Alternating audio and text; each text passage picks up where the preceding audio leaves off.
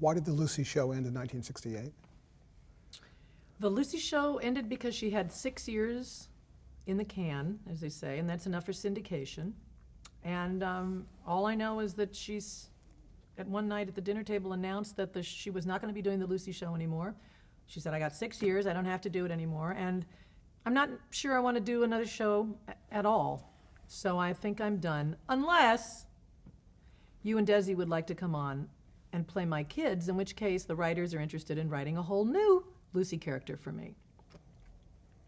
Which sounded at the time like such a ploy. It was like, okay, she's telling me she's going to quit unless we go on the show.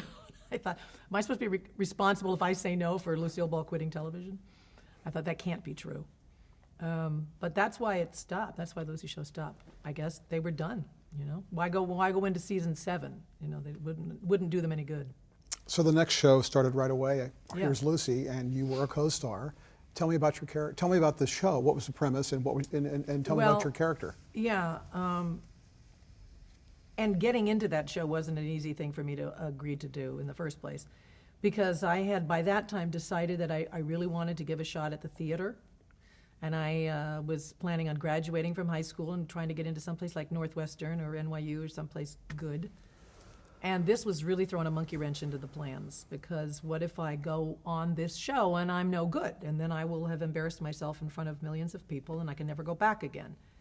So we kind of made a pact, really, my mother and I, seriously, that if that happened, like if we're on the show and after the first few weeks the feeling was, well, these kids are not cutting it, that she please just write me out in some way, send me away to college, whatever you have to do, and just save me from the embarrassment of that. So they said that they would, and thank God that didn't happen. So I ended up staying there and learning quite a lot in 6 years.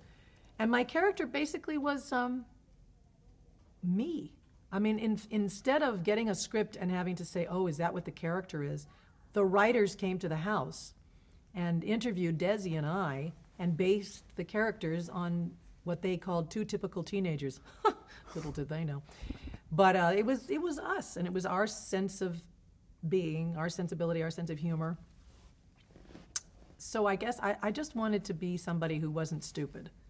You know, I mean, there was enough times when I had to roll my eyes and go, I'm going upstairs to do my homework, but I think my character was not a fool, which was nice. She was just a savvy 15-year-old kid who thought her mother was a little odd from time to time, and she respected her mother. She respected her Uncle Harry. He now became Uncle Harry, Gail Gordon. And Desi was pretty much Desi, you know, handsome, kind of a little full of himself because he knows he's handsome, guy who plays the drums. Your character's name was Kim Carter. I picked the name Kim. They let us pick our own names. They said that they told us, Mom said, I've picked, the character's name will be Carter. There's a reason for that. You know that old story about every name she ever had on television was an A.R. name? No. Because she felt that her real success started when she married Lucie Arnaz, A-R-N-A-Z. So they became the Ricardos. They changed it to Ricardos, and then she was Carmichael. And then she said, okay, now my name is Carter. Wow. Lucie Carter. So I knew it was going to be Carter, and we had to come up with our names. So we picked the most obscure names in the world. Kim Carter and Craig Carter. Too cute for TV. So the premise was what? What was? The premise was she is, I guess was she a widow again? I think so. She was a widow again, raising 2 kids, and her deceased husband's brother, Harrison Otis Carter, was to watch over us and watch over her to make sure that she didn't go through all the money that was left, which there wasn't much of. And he had to give us a good education and whatnot, and he owned the Carter's Unique Employment Agency, so he gave my mother a job so that she could put the kids through school and whatnot, and they ran an employment agency, which gave birth to a lot of funny ideas for shows. And the show lasted, was it? 6 seasons. 6 seasons, okay. For the same reason, because that's enough for syndication, but also by that time, Desi was only there 2 seasons, then he went off and did movies and had a whole other career. And I stayed the full 6 seasons, but in that last season, I was already going away to try my luck at summer stock, again because of Vivian Vance, who was a guest star on our show almost every year. And one year she said to me, "What are you doing now on your hiatuses? Are you just hanging out?" What? I said, "Yeah, I go to Mexico and I go to Hawaii." And she said, no, don't get stuck on a television series, typecast in one role for the rest of your life. And I thought, what is she talking about? She had a great career on television. And I went, oh, I get it. You've been Ethel Mertz forever, huh? Right. So I took her at her word, and I started auditioning for summer stock, and I did Cabaret and Once Upon a Mattress and Little Abner and shows like that out in, Warren, Ohio and San Bernardino and places like that, and got my feet wet. And then I had an opportunity to study with people like David Craig and was asked to audition for Michael Bennett, the National Company of Seesaw, the musical of Two for the Seesaw. Biggest break I ever had, and I got the part. And I was going to be touring for 6 months on the road. And it was right at that 6th season. Mm-hmm. So Mom figured, well, of course you have to go do that. And I don't think I'm going to go if it's the 6th season, Desi's not here, and now Lucie's not here, so she quit. So you were in your early 20s by then, is that right? Yeah, I was 24 when that happened. When Desi left this show earlier, how to go do his thing, how did that affect the show in a big way? And what did your mom think about that? No, I don't. We got along without him very well. I missed him terribly, but they just the storylines revolved more around the two girls, and we had a lot of guest stars anyway every week. So, and he would come back and make an occasional guest appearance, but mostly he was. I forget where we even said he went, off to school or something probably. But no, it didn't change much. Was the shooting schedule of Here's Lucy similar to the Lucy show in that terms was the of that same, exactly. 4-day? That was the exact same schedule. Yeah. What did you learn on that show and in the 6 years in terms of that helped your career? Wow. Well, those are two different questions, but what I learned, is a whole, you could write a book about just what you learned about being on a television set. And those were all practical, lights, camera, sound, blocking, rehearsal. But I think the most important thing I came away with was how to behave with other people to get the job done in a timely manner. There were so many professional people that worked on that set. I mean, really smart, good people who did their job well. They were kind. They didn't throw hissy fits. And that's why we got to do that show, Bam, Bam, Bam, like we did, and be at Mateo's at 9:30 on Thursday night for dinner, And then all of a sudden, somebody else would show up. One of the guest stars would come in one week, and the whole thing would kind of go like this. And you'd say, wow, what happened? How come it's taking us so long? Why is everybody in such a bad mood? And you'd realize it's because somebody is really sucking all the air out of the room. Somebody's making it all about them. Somebody's blaming everybody else, coming in not prepared, starting fight, whatever, drunk. Any number of things that really upset the apple cart. And I just learned very quickly that that's not what you're going to do. You're not going to do that. So if anything, my way of acting with other people has set a very high standard, and I don't screw around because I like to get to Mateo's by 9:30. Well, you brought up the guest stars. Let me ask you about that. Yeah. There were some hugely notable, famous people who guest starred on that. Yeah. Let me just name some of the names and just give me a real quick impression. Whatever comes to mind. Okay. And if you want to pass is okay too. But these are. That'll only be because I don't remember. Okay. Probably. Jack Benny. Oh well. First of all, neighbor. Funny. Thinks funny. So funny. Kind like Gil Gordon, Jimmy Durante. Kind. Talented. Great. That's more than one word, but. That's okay. Jackie Gleason. Hysterical. Bigger than life. Loved what he did, loved my mother, easy to work with. So far, both people, very easy to work with. Milton Berle. Not so easy to work with, but funny. He was one of the people, God rest your soul, Milton, because I loved you, but he was one of those people that could make it a longer day if he was in the mood. Carol Burnett. Perfect. Just want to be like her for the rest of my life. Ginger Rogers. Oh, a trip. A cousin, too. She's related to my mother distantly, And that was an interesting week because it was the week of a pending actors strike. And they told us that on Monday evening, just before we left to go home, I think. And they said we have to make a decision really fast because we're not going to get to do this show. So we decided to come in the next day with all of our lines memorized. We'd spend the whole night memorizing all of our lines Tuesday night. They would call the camera crew in. We would shoot it without an audience and just get it in the can just in case. They never had an actor's strike, but we did that show in one day. And we had a big Charleston number that we had to do, which we simplified. I learned the choreography like that, and we shot it like that. And it was fun. Got to do the Charleston with Ginger Rogers. Woo-hoo. Danny Thomas. God, I don't even remember that show. I truly do not remember that show. Okay. But I know he's a lovely man. I mean, I've met him at many occasions, and he was a joy to work with, too. But I worked with him in various other things, not on the Here's Lucy show. Flip Wilson. Hysterical. We did Gone with the Wind episode, where we did a takeoff on Gone with the Wind, and Flip played Prissy. And I played Melanie, big pregnant Melanie. And my mother, it was very similar to the one that Carol Burnett did on her show, the famous, curtains in the window sketch. Lots and lots of fun. He was a darling man. Ava Gabor.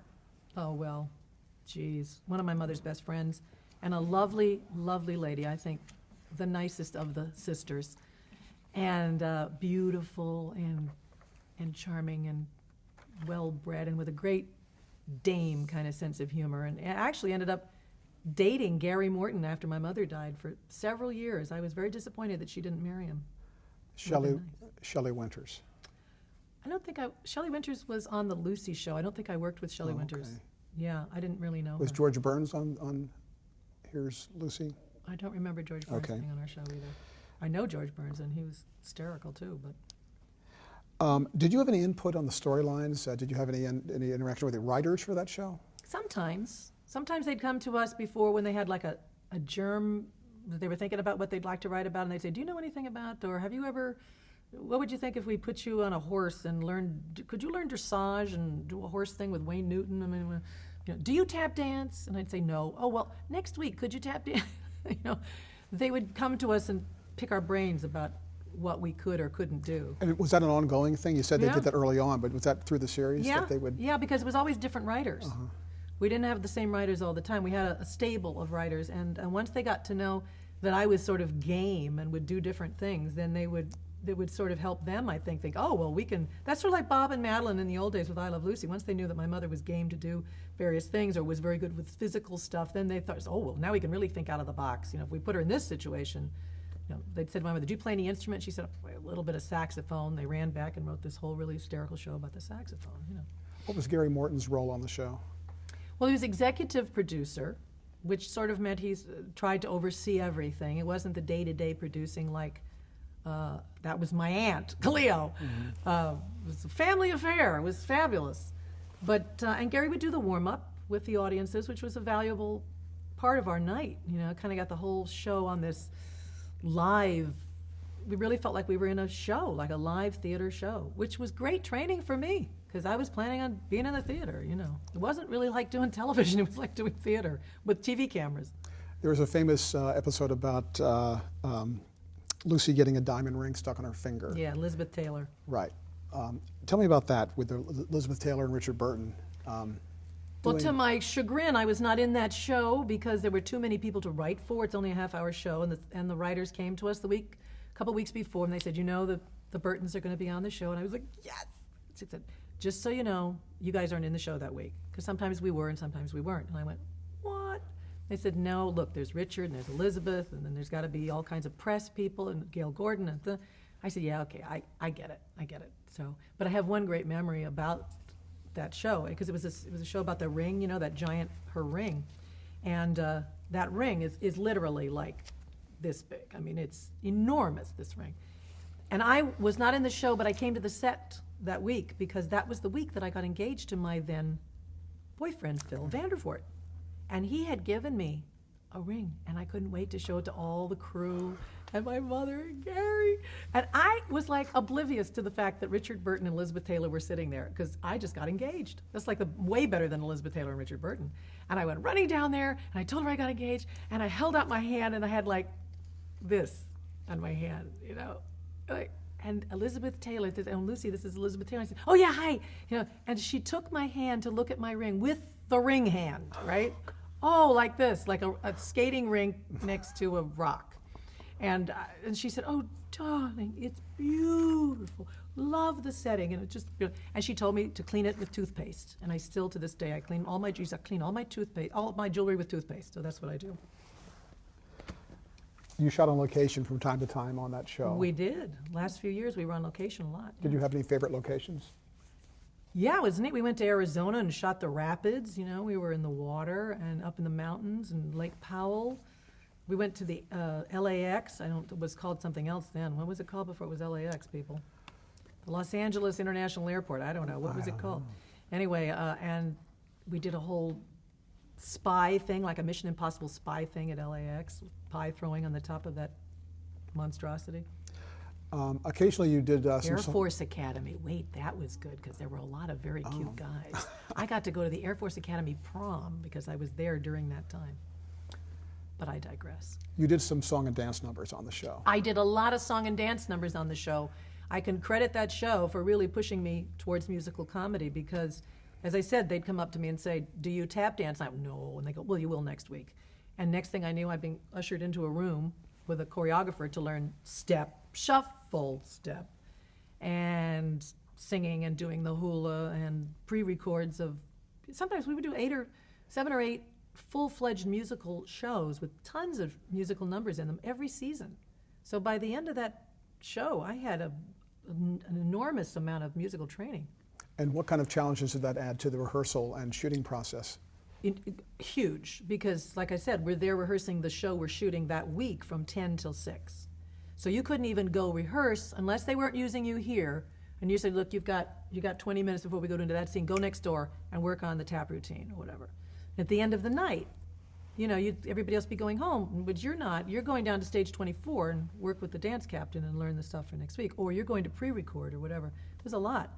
And I remember the week that we did the Wayne Newton thing, we drove all the way out to Saugus or wherever that is. After the show, I wouldn't get there till 7 o'clock at night sometimes, and I would have to learn dressage for 2.5 hours. But I was young, and it was fun. Any favorite performances that you did on the show? Oh God, yes, yeah. There was a show called The Co-Ed, which was like an old, buckle down Winsocki era type of thing we did. I had a huge dance number on that show that I loved doing. It was one with Tennessee Ernie Ford that was a, kind of a farm thing, and I had a big Mexican dance number on that. Ruth Buzzy was in a show that was a flapper Roaring Twenties thing. I had an enormous number on that. And that was huge accomplishments to me at the time. Even the very first one that I did, which was just a tiny little soft shoe miniature tap thing, like a Bojangles number in the Carol Burnett show. Very proud of those because, like you said, it was on short notice, a very short rehearsal period of time, and you have to work the brain a lot of memorizing, a lot of new stuff going in. What kind of fan mail did you get? Gosh, it's just a lot. When you say what kind, you mean? What do people write to you, or what do people say to you when they stopped you on the street? You were becoming recognizable. I don't remember. I mean, same thing they said now. I guess I saw you, I liked you, love you in the show. I would just, I don't have a specific quote about that. I remember that I had a teen magazine tips column at one point for some strange reason. People would send letters and I'd have to read them and then give my advice. Can you imagine taking advice from me about love when I was 16? Those poor people. What did your father think of your role in this show? Well, I remember he took out a great ad in Variety or something about, I wish I could remember what it said, but it was congratulations to the kids, to Lucie and Desi, about being on your mother's show. And there was some great typical Desi Arnaz joke at the bottom about maybe she'll up your allowance more than a quarter now or something like that, just. He always thought it was great. If that's what we wanted to do, fine. But again, he wasn't somebody who ever pushed us into the business, but he was very proud of both of us on that show. Now, was there a plan to spin off your character into another show? There was. We did a pilot once. I looked at that pilot just recently. It was so horrible. My God, God, they're smart, those people, because that was not a good show. But it was a different era. You know, a lot of that stuff doesn't seem funny to me now.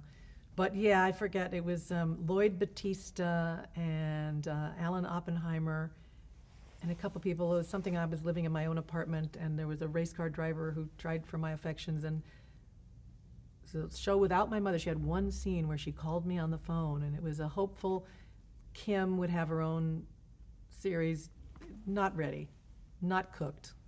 Not cooked. Not cooked yet. Your grandmother Dee Dee was on the set. Yeah, Dee Dee. What was your relationship with her, and why was she there? My mother really relied on her a lot. I mean, she didn't see her a lot growing up because Dee Dee had to go work, but she made sure to bring her out to Hollywood as soon as she could, and she was really very close to her mother. And Dee Dee virtually raised Desi and I for all those hours that my mother and dad were working, and very close to us, and she adored her daughter and was so proud. And she went to every single taping of every I Love Lucy show, every Lucy show, every Here's Lucy show. She sat up in the top of the bleachers. She brought like 5 friends. And you can always hear her laughing through all those shows on all those laugh tracks. You could hear that high-pitched cackle. And I think my mother was doing a Life with Lucy episode when my grandmother passed away, and she had to go and come down the stairs and enter on that particular night. She had a show to do, and it was the first time she'd ever had to go on stage anywhere without her mother in the audience, and it was really hard. She was a huge supporter. She was like a cheerleader for our family. The years you worked with your mother on the show, did you walk away with one really important lesson that you learned from her, or was it just a myriad of things?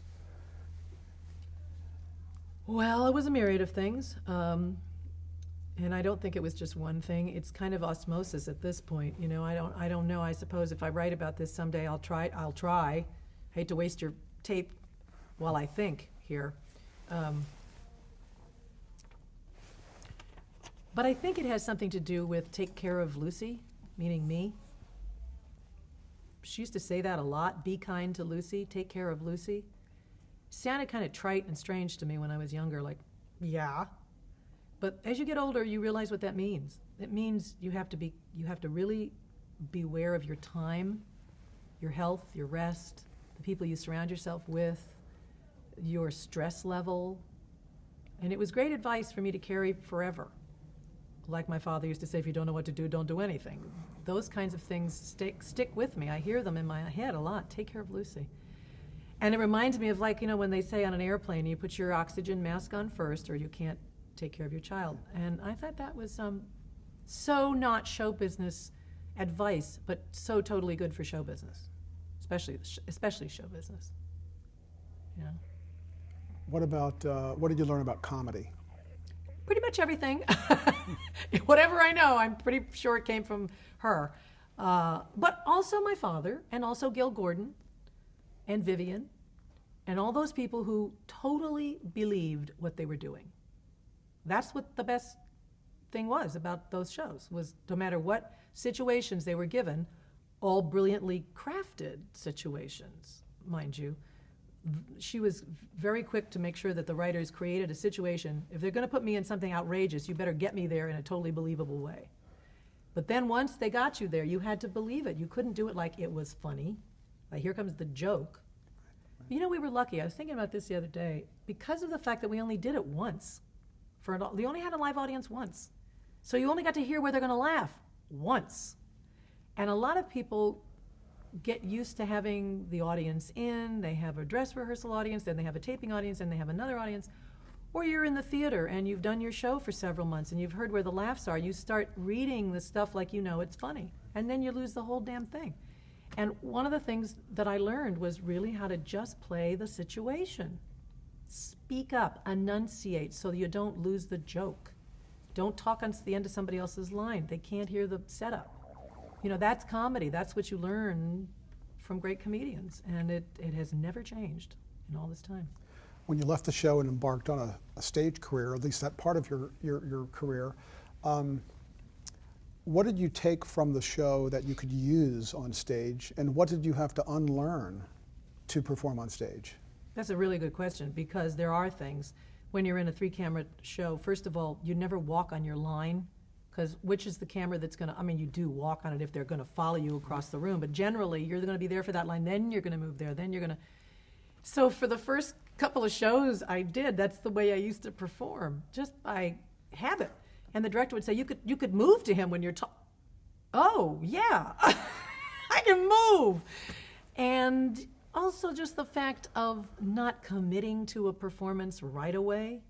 And maybe in summer stock, yes. Great training for summer stock, because you're going to have a week to learn an entire 2-hour musical. So doing a show like we did was fantastic training for that. But if you're going to go into rehearsals for a real play, and you're going to have a 3-week rehearsal period, there's a whole time where you can decide how you're going to play that part. You're going to research the character, and you have time to do it. On our show, you never had time to do that. So years later, even working with my husband, who is really an actor's actor, as they say, and he wants to know, why do I do that? Why do I say that? Why would I go over there? I don't even know why I'm doing this. Why should I? I was like, come on. I know all my lines. Let's go. Let's get this on the road. And it's not about knowing all your lines and your blocking. It's about knowing what you're doing. So there was some adjustment in that sense. Yes, a lot. This interview is largely about television, but let's talk a little bit about your stage career. You've kind of done it all. I mean, you've done stage, film, television, concerts. Was stage or is stage the love of your life, or do you have a preference among the ways that you performed? Not unlike my mom, I think I perform best in front of a live audience. So that can be television, the way we shot those shows. It can be concerts, and it can be stage. It can be theater. I really enjoy the live. We rehearse it as long as we're allowed to, and we do it. And it's a high wire act, and I love the feedback from the audience. So I gravitate to that. I'm always excited to do a film because A, it's there forever. So is television, but the hours are longer, and it's the momentum is different, and the momentum of theater I like. It keeps me alive. It's a boost. Do you like in film, typically things are shot out of order, and maybe not even chronological? Yeah, that's hard. I was wondering, what do you think about in terms of like in a stage play or a musical? You're going from top to bottom. Same thing with the sitcom, I guess. Absolutely, and it's easier character-wise, just to remember where you're at with the character. I had to get used to that in film. You have to do a lot of preparing ahead of time and kind of know your arc before you start, because if you're going to do the second to the last scene first, how do you have any idea where you're going to be with that then? A lot of actors will tell you, doesn't matter. You don't do anything anyway. The camera does it all. Yeah. And that's kind of true. Because doing film, you have to learn to do so much less than most TV shows, and certainly less than a lot of theater. And it's really the director, the cinematographer, the editor, the music, everything else that creates the film. And what other people say the story is about. That there's that famous, I wish I could remember his name right now. He's so famous, I don't know his name. But that wonderful director, cinematographer, filmmaker who just shot the person's face. And he's just said, just look into the camera.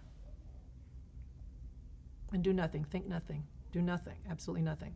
And they got all this footage of this guy just looking into the camera, doing nothing. And then they showed this film with music and subtitles, with different music and different subtitles, with no music and subtitles. And you get a different reaction every single time you see it, because it's what you bring to it yourself.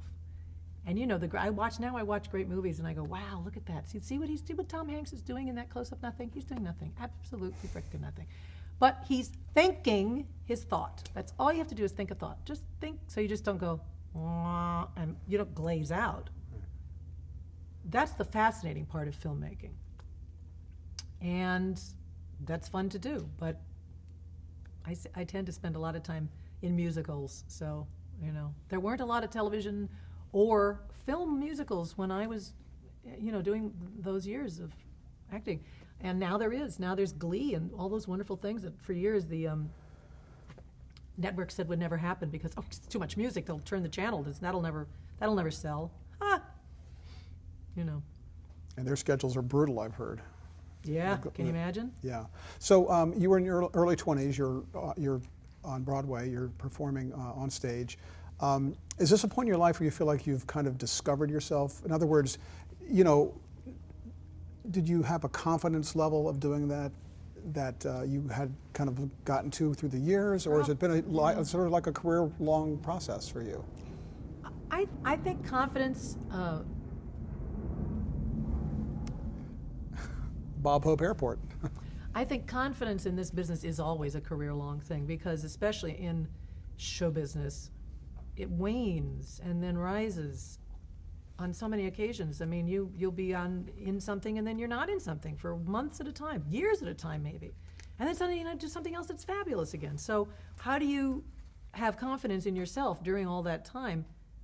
I know lots of friends who look for work constantly, and they're big stars, and they're always looking for the next job. And I thought, doesn't this get exhausting at some point? I mean, it's true of all of us. I guess lawyers hope clients will keep coming in the door, and doctors hope people keep getting sick. But really, once you're a doctor and you have your practice, it's not like you sit there every day, do you? It's always a confidence issue. And I did feel pretty good about myself when I opened on Broadway and I left. Even the Seesaw tour was hard work, and it was my first shot at it, but the reviews were great, and it made a big difference. It was like my thing. Then I had my thing that I could do that was apart from what my mother did or my dad, or so it mattered to me a lot. It was a big jump. Audiences like you. I hope so. Why do you think that is? I don't know. I love that you said that, though. Audiences like you. Because I like them. That sounds funny, but I think that's true. I like audiences. I like having an audience. Like I just said, I perform better in front of an audience. I appreciate their feedback. I love telling a story again and again and again to new people. And I like bringing that excitement and that level of joy. When I say joy, it could even be a very depressing play. It could be Masterclass or Lost in Yonkers, but still, you walk out of the theater and you just go, oh, wow, that was amazing. And I like doing that. So maybe it shows. I mean, I don't know. I think it shows. I think it shows that I like my work. Let's go back to television. I want to talk about some of your appearances on other TV shows in the late 60s, early 70s. Again, you can speak briefly, but I guess what I'm asking about is maybe how the show came about, what your role in was. The importance of this. Yeah, whatever might be memorable, anything that comes to mind. Okay. But let's start with the Kraft Music Hall, where you actually worked with your father. Not only my father, I did three Kraft Music Halls. And I did one with, I think the first one actually, I'm not sure which order they came in, but one was hosted by, they were always hosted by a different star, hosted by Wayne Newton, who was my idol at the time. I think that might have been the first one that I did. And he and I got along so great when he did my mother's show.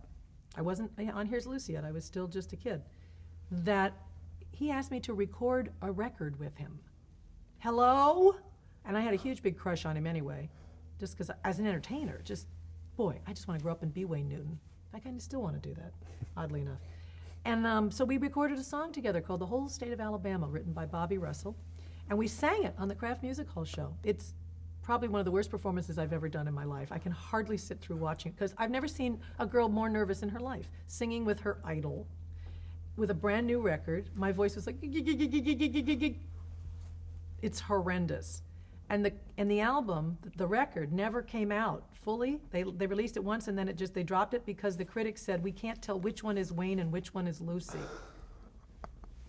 That's so not fair. Then I did a Kraft Music Hall show with Jane Wyman and Robert Young and Jane Wyatt. Sorry.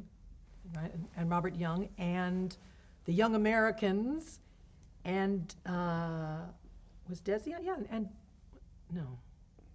I guess it was just them. I thought my brother was on that show too. Anyway, and then I did the one with my father. Loved working on the Kraft Music Hall shows in general because it was Dwight Hemian and Gary Smith, first of all. Usually some amazing choreographer like Peter Gennaro or Jimmy Bates or somebody great.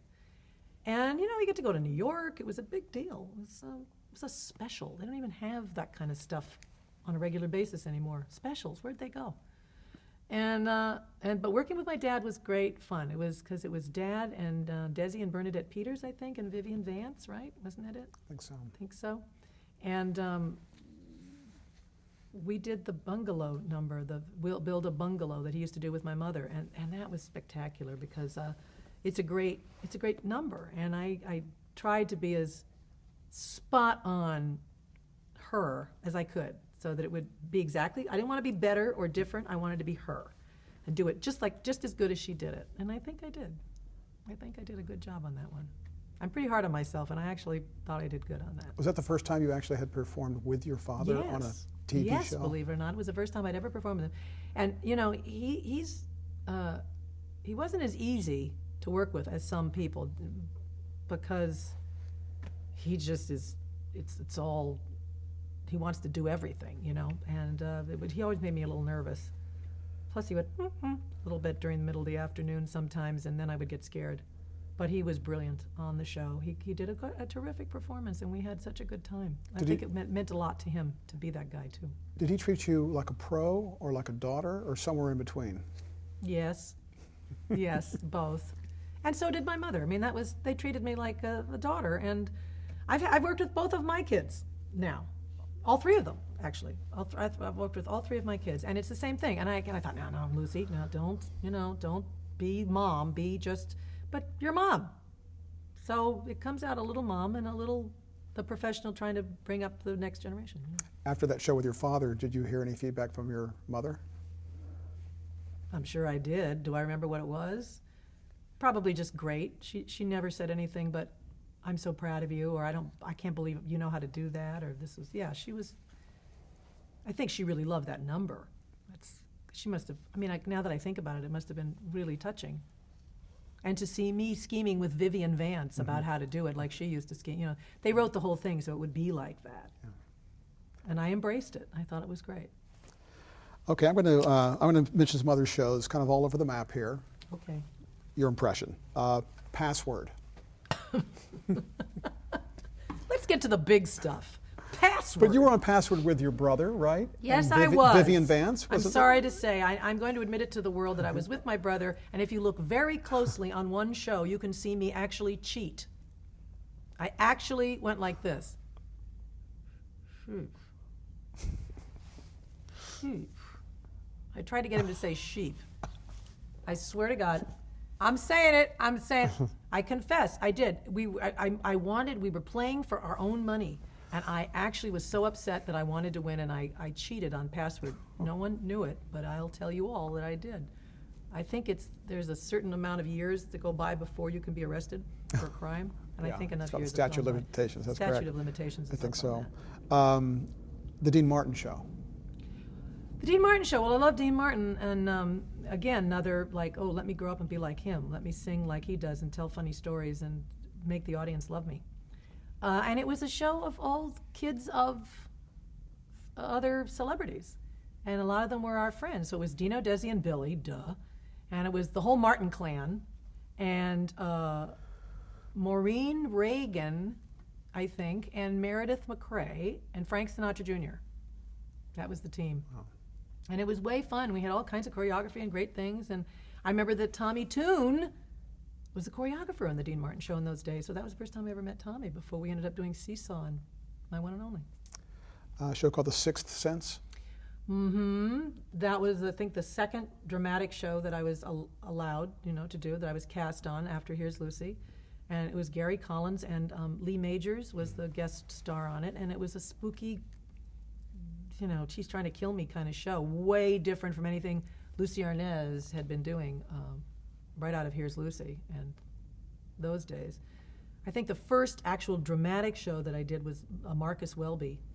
That was the first, I think that was my first dramatic show. Strangely enough, directed by Mark Daniels, who was the first director on all the I Love Lucy shows, and was out there to give me my first serious drama. And how was that? I mean, was it nerve-wracking? It was great fun. It was so much fun because it was so totally different from our show, and I had such respect for Robert Young. He was Robert Young. My God, I had been watching him for years, and I trusted Mark Daniels. I didn't really know him, but I knew that my mother did, and I just did what he told me to do, and it was like learning a new language because it was a one-camera film television show, completely different from what we had done. Rowan and Martin's Laugh-In? Yeah, Laugh-In, was our it was our competition for like 10 years. We was back and forth. Who was number one? We were number one. They were number one. Blah, blah, blah. And at the end of the show, if you remember back in those days, even Artie Johnson would go, "Good night, Lucy," with his Nazi helmet on. And yeah, it was fun. I don't remember too much. I remember doing a takeoff on Cabaret, like a Mein Herr or something, Mein number with the chairs, like from Cabaret. And but I don't remember much else about it except George Schlatter making me laugh 24/7 and how much fun it was to be with that company. Fantasy Island. This is really depressing me hearing these television credits. I'm glad I was young, so I don't have to think this was all there was. But didn't everybody do Fantasy Island? Yes, everybody did Fantasy Island like you have to do Law and Order now. Right. Except you didn't have as good a scene. I don't even remember what I did on Fantasy Island. Have no clue, except it was Ricardo Montalban, and I went to school with his kids. That's what I remember. I went to school with his kids, and it was in a very lush location on some backlot somewhere. You made a series of made-for-television movies. I made a few of those. Let's talk a little bit about those. Yeah. 1975, you co-starred in a movie called Who is the Black Dahlia? How did you get that role?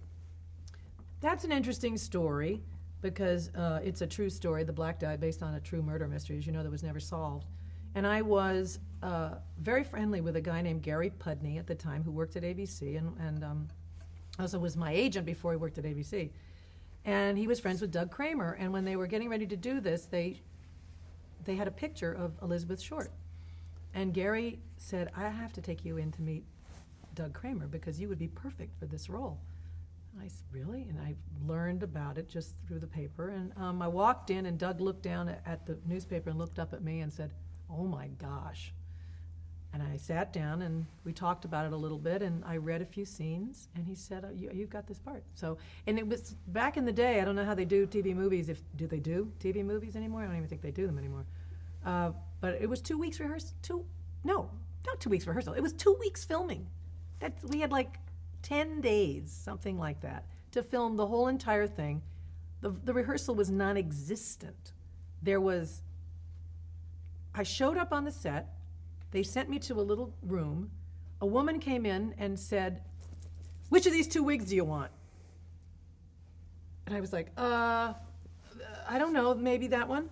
And then they brought in 2 dresses. Which black dress do you like? And I picked one.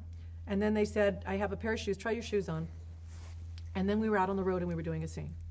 Crazy. I felt like I was back with D.W. Griffith, shooting the first movie. And how many movies you make 100 movies in an hour, right? It's okay. And it was full of guest stars. They had all these amazing people playing tiny little parts in it. And I remember it was Ephraim Zimbalist Jr. and Ronnie Cox and, oh God, just went on and on and on. Mercedes McCambridge played my grandmother. And I loved what I did in that film. I'm really proud of that work. I can still look at it and not go, oh God, you know how you do with early. I think it was amazing considering the amount of time that we had, and it was very natural. I thought maybe it was good that I didn't prepare, really. And it's kind of become a cult classic. They show it a lot late at night. You also were in a film called Death Scream. Another true story based on the Kitty Genovese murders, that all those people heard this woman scream and nobody did anything, nobody called, so they wrote this thing called Death Scream. Right. Again, as typical of TV movies of the day, populated with many, many cameos. We were cameos. And when I got the script, I forget who directed that. I should know, but I don't. I remember getting the script, and they wanted me to play a larger part, somewhere in the middle. And I said, no, I want to play the girl at the end. And he said, but that's such a short little scene. I said, I know, but she survives. And I love the way that she survives. I think she's got the best part.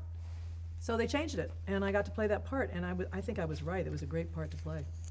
Richard Heffron directed. Dick Heffron, wonderful director. He was a great director, and I'm sorry I couldn't remember his name. Thank you for knowing that. Okay, so were you looking for that genre of performance at that time? Did you have your agent say, find me movies of the week, or were you kind of open to everything? I was open to everything. And things, I was so spoiled in those days. Wow. because you're on a top 10 television series. You have a bit of an TV IQ, TVQ, as they call it, not IQ. I had a little bit of an IQ, but a pretty good TVQ. And so stuff would come. It was almost like the girl with the wigs. Which one do you want to do? I wouldn't have to go, where's my next job? It was like, well, there's this and there's this. Which looks better? Or there's this and there's this. Which one do you know? That was great. And some you wish there was a third choice, but I just sort of was very lucky that stuff would come up my way, and I would go out and I would audition, and I got some good stuff. Who Gets the Friends later on was another kind of interesting TV movie that I sort of liked. But anyway, go ahead. Well, in 1980, you did a TV movie called The Mating Season, and you met somebody you may know, Lawrence Luckinbill. Is that the first time you worked with him, or did you know him from stage? No, we were engaged by that time. Oh, you were engaged, okay. But just prior to that, I met him at a restaurant called Joe Allen's in New York. Well, he was on Broadway in a Neil Simon show called Chapter 2, and I was on Broadway in a Neil Simon show called They're Playing Our Song. And we met at the restaurant one afternoon through a mutual friend and started seeing each other, and I invited him to be a part of this group that I had created called the Matinee Idols, IDLES. People who were alone in between shows on a Saturday.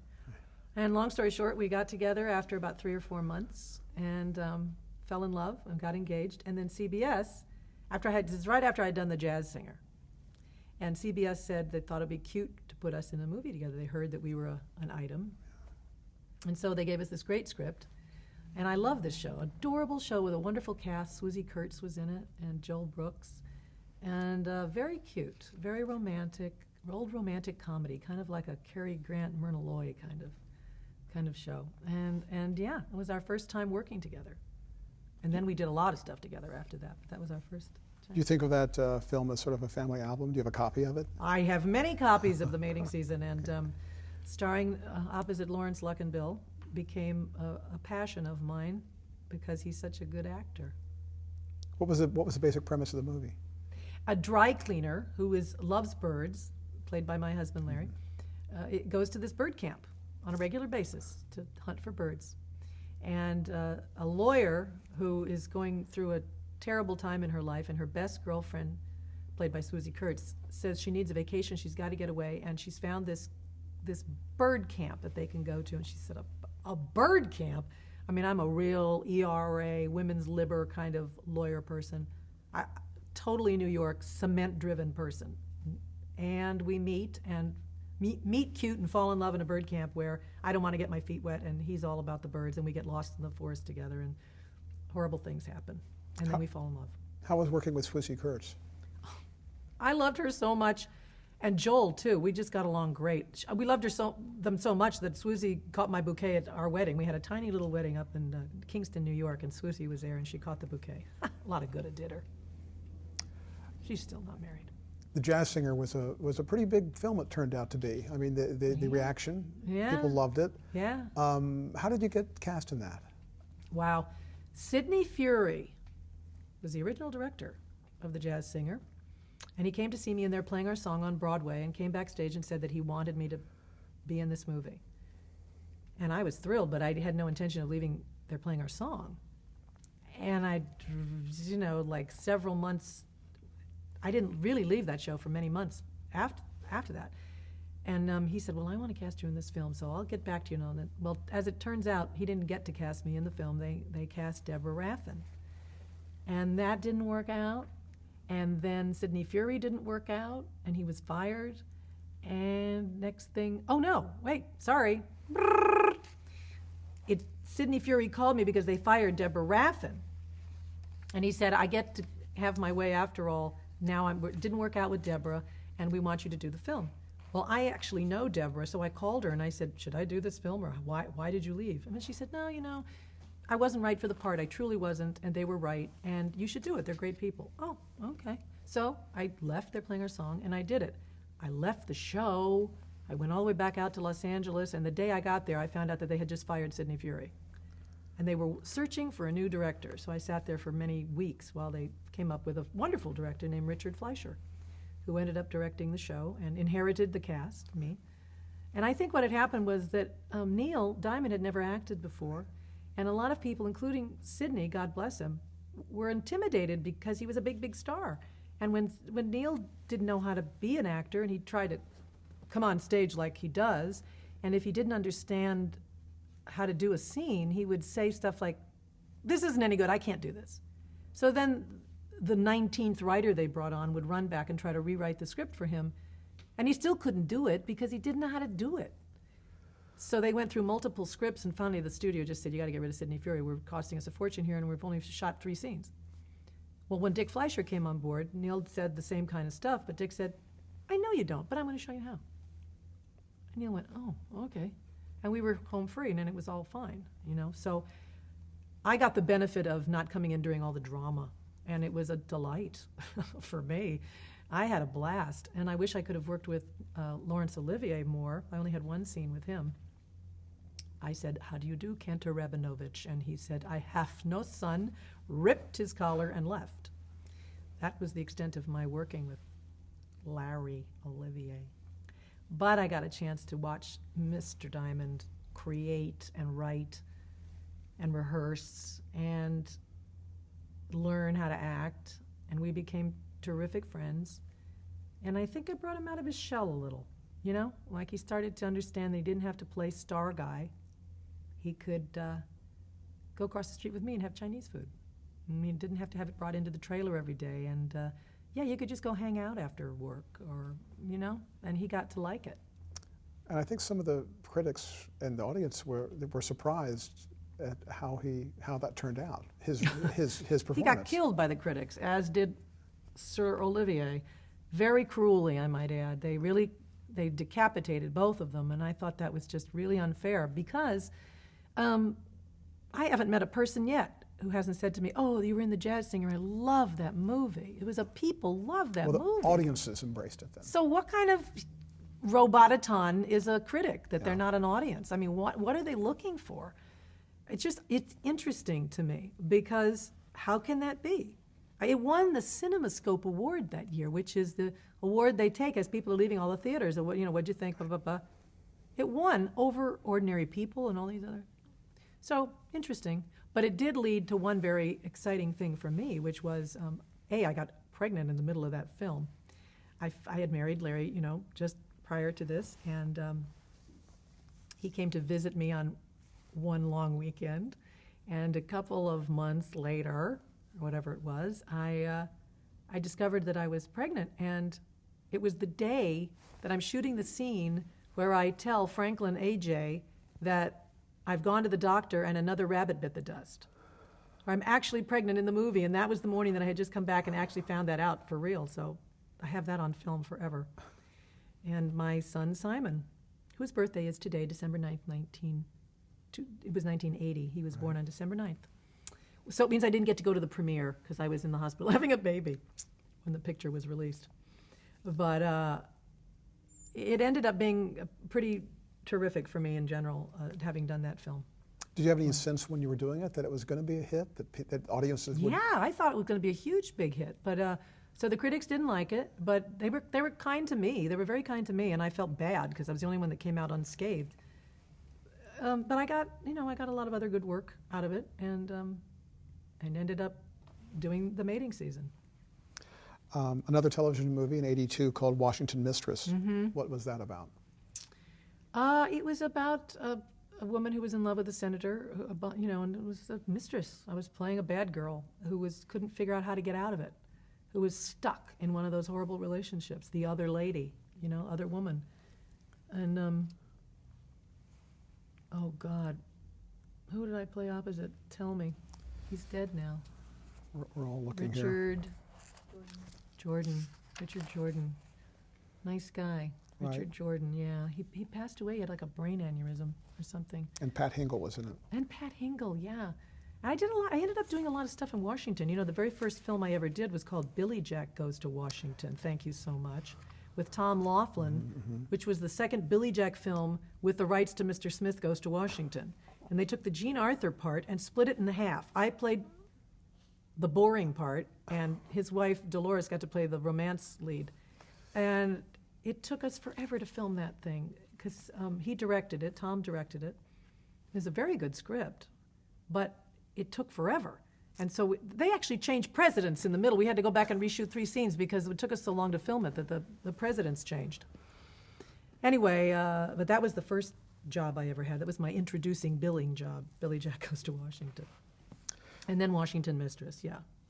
You did a pilot for CBS called One More Try. We did, Larry and I. That was Larry Luckenbill and I for CBS. Right after we got married, they told us they would like us to do a pilot together, and it was Lynn Grossman wrote it, and it was based on an idea that was written by Larry about our life. It was basically our life of me marrying a guy with 2 children.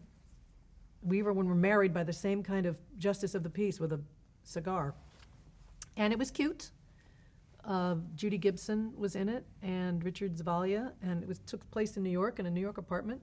Really well written, but it didn't sell, so it was just on. I wrote the theme song for it, as a matter of fact. I just remembered that with Madeline Stone.